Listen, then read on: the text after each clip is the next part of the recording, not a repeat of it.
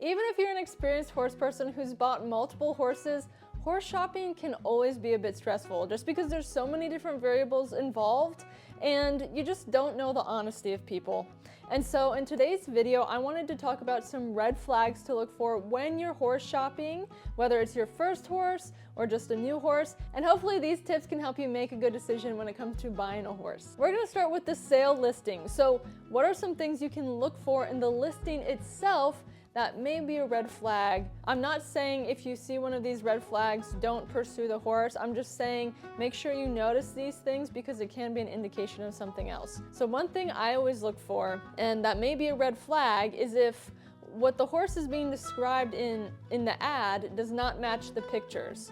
So for example, if the ad is saying horse is beginner friendly, lead line pony, but then in the pictures, there's no picture of a child actually on a horse, and there's no picture of the horse even being ridden, that's where I'm kind of like, okay, you're advertising this as a beginner-friendly horse, but you don't have any pictures of the horse being ridden. Or let's say maybe the listing says trail-friendly horse, super trail horse, but yet if you look at the pictures, there's no pictures of the horse on a trail. While this may just be an oversight on the person selling the horse, it's an important thing to note as the buyer because you want an honest horse seller. You know, you want to see, okay, this horse is being advertised as a trail horse. Here are pictures that prove that this horse is a trail horse. So even within the ad itself, get yourself a head start and kind of grab things out of the ad to see if this is a horse you should even pursue. There's also some phrases I wrote down that you can look for within an ad to kind of see where the horse is at.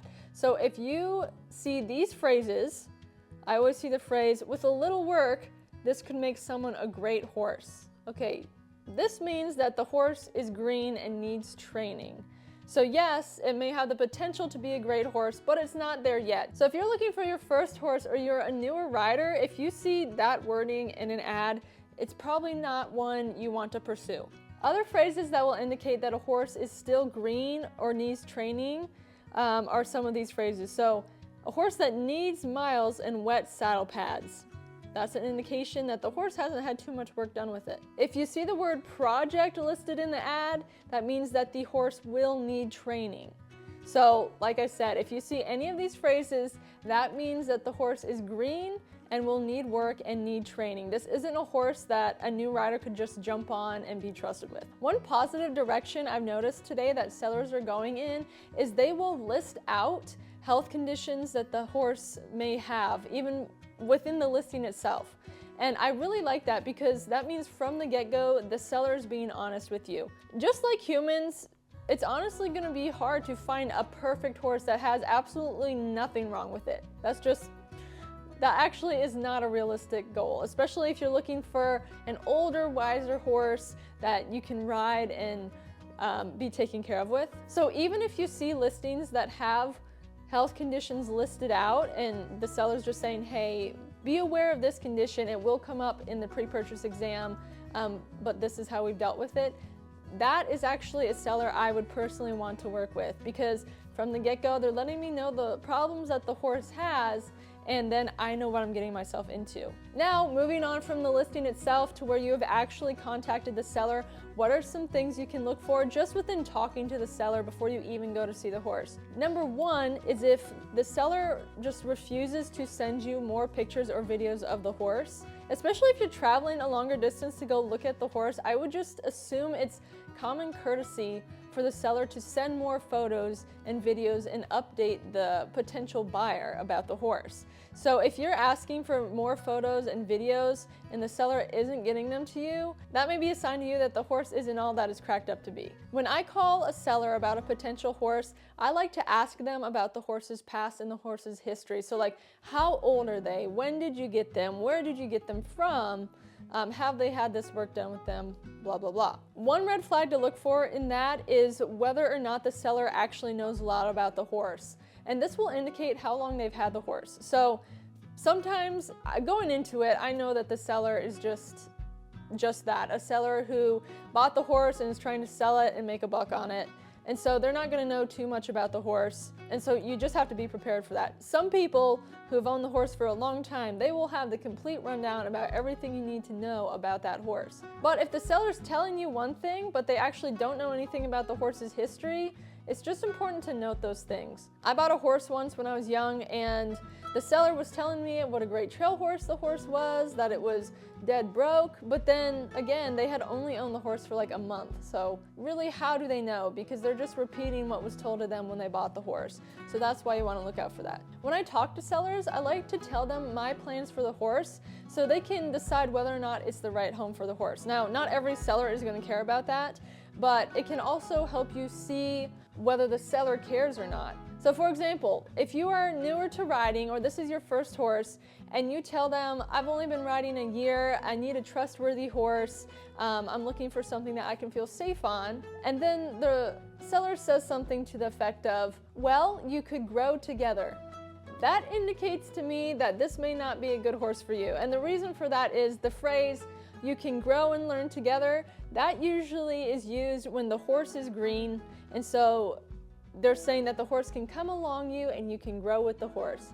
In reality, that's not a good situation, because that's a green horse with a green rider, which is going to usually equal a lot of stress and frustration. And usually if I explain to them, look, I've had horses my whole life, I want to train this horse up to do this, this, and this, from there, usually the sellers will tell me whether or not they think that the horse is capable of that. So that's why you just bring that up. Now you've talked to the seller, it's time to actually go out and see the horse. So once you get to wherever the horse is being kept, the first thing you want to notice is, where is the horse? When you get there, is the horse tied up in the cross ties, ready to go, all tacked up, or is the horse out in its field or in its stall? Personally, for me, I want the horse to be out in its field or in its stall, because that indicates that the seller hasn't done anything with that horse before I've gotten there. Some sellers, unfortunately, they will ride the horse and work it to where it's really tired, so it's going to be more well behaved when you come to look at it.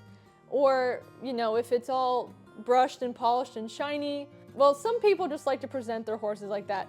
Other people may give the horse a calming sedative or something like that. And so I want my horses out in the field or in their stall to where the person hasn't gone to catch them yet.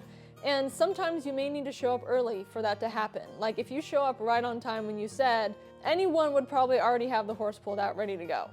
But if you show up a few minutes early, hopefully the horse would still be out in its field. And also with that, when you come up to the horse, look for indications that the horse has just been worked. Are there sweat marks on it from where the saddle was? Or is it breathing a little heavier to where it could have been galloping around?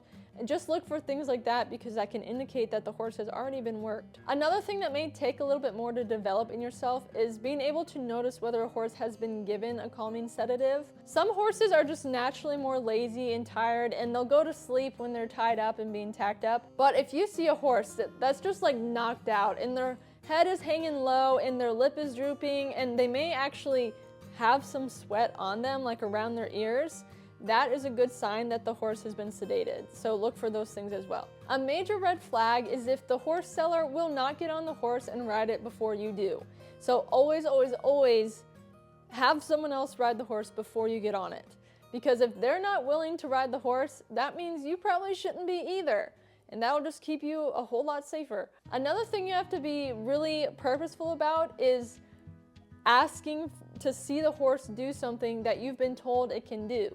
So for example, if you've been told that this horse can jump a 3-foot course, the seller needs to show you that that horse can jump a 3-foot course. Unfortunately, so many times the sellers will tell people that the horse can do one thing, but the potential buyer doesn't ask about it when they go to look at the horse, and then they realize too late that the horse actually can't do that thing. So if the horse is being portrayed as a trail horse, when you go out to see that horse, take it out on the trail. Have the seller go out on a trail and show you. And that way you know exactly what you're getting. Okay, so let's say you've tried out the horse and you like it and you want to move forward.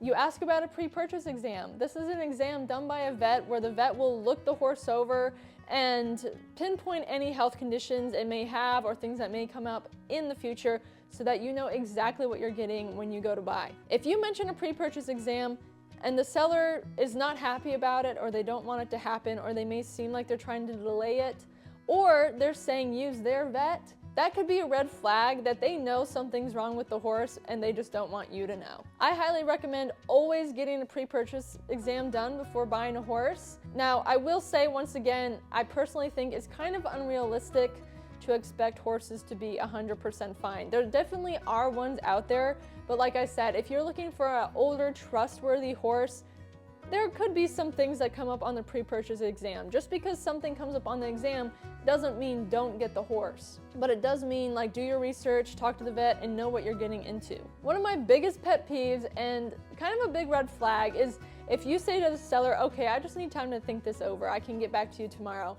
Then the seller comes back and says, okay, well, I have someone coming to look at the horse this afternoon, so I need an answer right now. Like, that to me is just too pushy, and I don't like dealing with that. And so even if you like the horse, and the seller says that doesn't mean necessarily don't get the horse. It just means don't rush into anything. If you have any question whatsoever, or you have a gut feeling, don't rush into anything.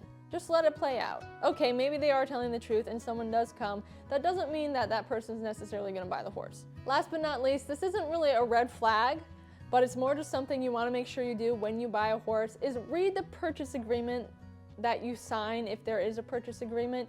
You just wanna make sure everything lines up with what you know and that you're not just like signing your life away, or your horse away for that matter, when you sign that. So be sure to read that. Buying a horse is just the start of a very long and fun journey, but you need to make sure you know every aspect of horse care so that you can provide that horse with a good home.